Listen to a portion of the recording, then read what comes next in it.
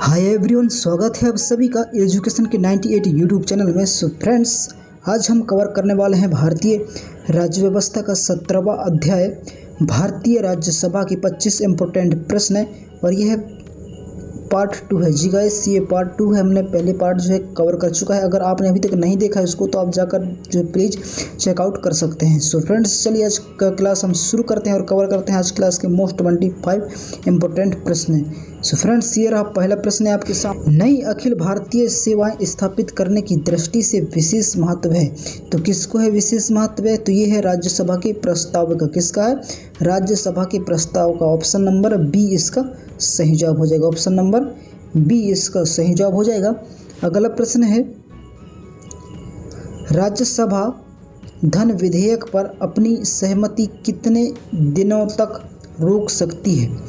राज्यसभा धन विधेयक पर अपनी सहमति कितने दिनों तक रोक सकती है? तो कितने दिनों तक रोक सकती है अपनी सहमति? तो ये रोक सकती है 14 दिनों तक। कितने दिनों तक? 14 दिनों तक। ऑप्शन नंबर ए इसका सही जवाब हो जाएगा। ऑप्शन नंबर ए इसका सही जवाब हो जाएगा। अगला प्रश्न है, राज्यसभा द्वारा लोकसभा को धन विधेयक कितने समय में लौटा दिए जाना चाहिए? राज्यसभा द्वारा लोकसभा को धन विधेयक कितने समय में लौटा दिए जाने चाहिए? तो कितने समय में लौटा दिए जाना चाहिए? तो ये लौटा देना चाहिए 14 दिनों में। कितने दिनों में? 14 दिनों में। ऑप्शन नंबर सी इसका सही जवाब हो जाएगा। ऑप्शन नंबर सी इसका सही जवाब हो जाएगा। अगला प्रश्न है, राज्यसभा को भंग करने में कौन सक्षम है? राज्यसभा को भंग करने में कौन सक्षम है? तो कौन सक्षम है राज्यसभा को भंग करने में? तो उपरोक्त में से कोई नहीं। ऑप्शन नंबर डी इसका सही जवाब हो जाएगा। मतलब जो है, ना तो अध्यक्ष राज्यसभा का भंग कर सकता है, ना राष्ट्रपति कर सकता है, ना संसद का संयुक्त सत्र है। तो उपरोक्त में से कोई नहीं जो इसको भंग करने में सक्षम है। तो ऑप्शन नंबर डी इसका सही जवाब हो जाएगा। अगला प्रश्न है,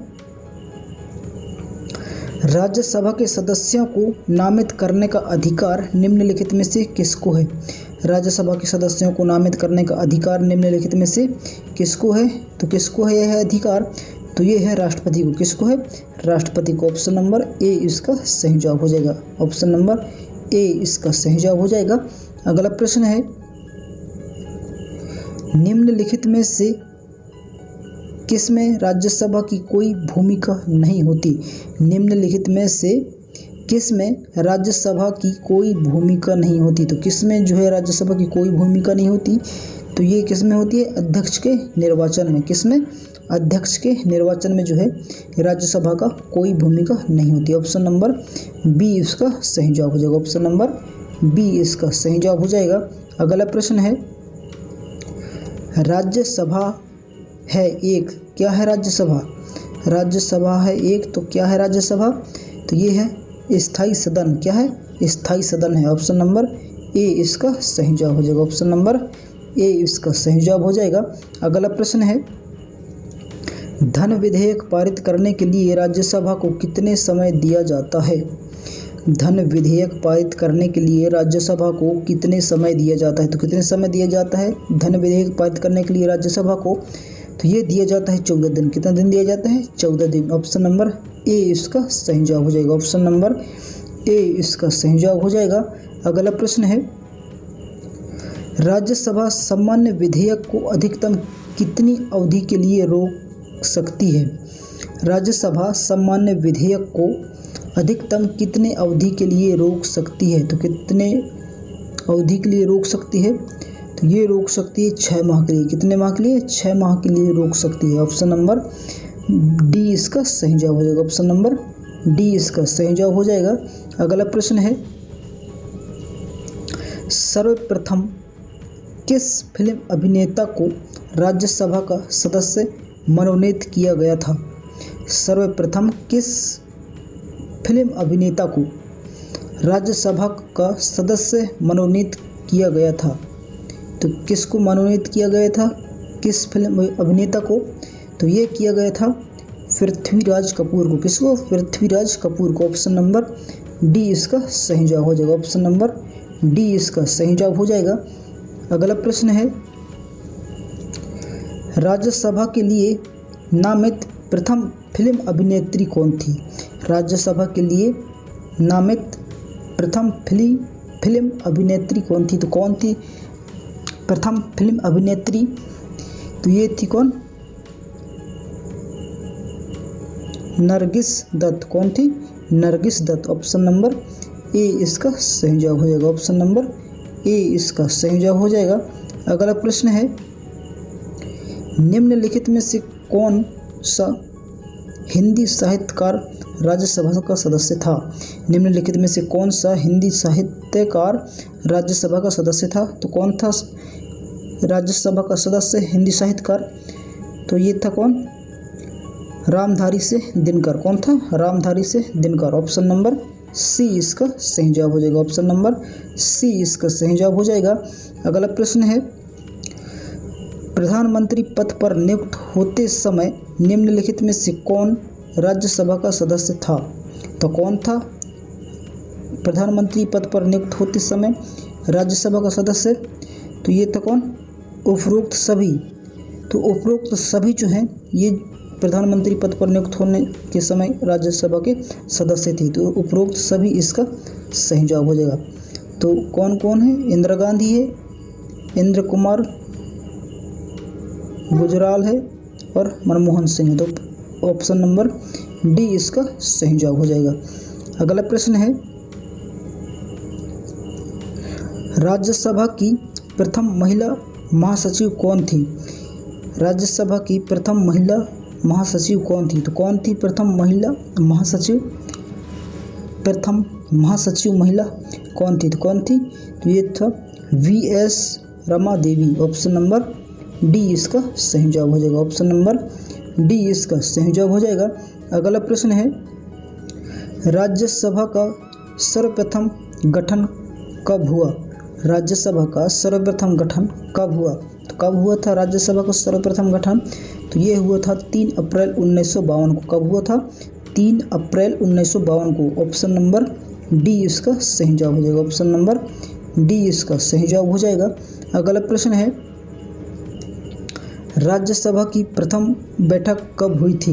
राज्यसभा की प्रथम बैठक कब हुई थी? तो कब हुई थी राज्यसभा का प्रथम बैठक?